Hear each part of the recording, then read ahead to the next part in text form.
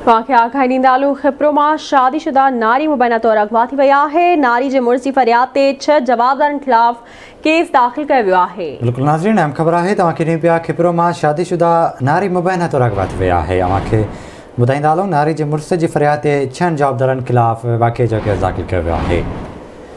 शादीशुदा औरत मुबैना तौर अगवा थी वई आहे। खिपरो मां अव्हांखे ख़बर ॾियूं पिया, नारी जे मुड़िस जी फरियाद ते 6 जवाबदारनि खिलाफ़ केस दाख़िल कयो वियो आहे। तफ़सील वठंदासीं खिपरे मां असद शाह खां। असद, आगाह कजो।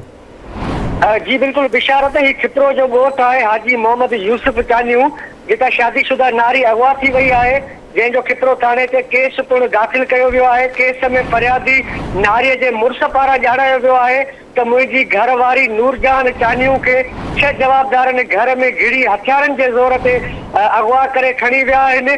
पुलिस मूजिबि नारीअ जे वारसनि कोर्ट सगोरी में दरख़्वास्त ॾिनी हुई। कोर्ट सगोरी जे हुकुम ते जेको केस आहे उहो दाख़िल कयो वियो आहे।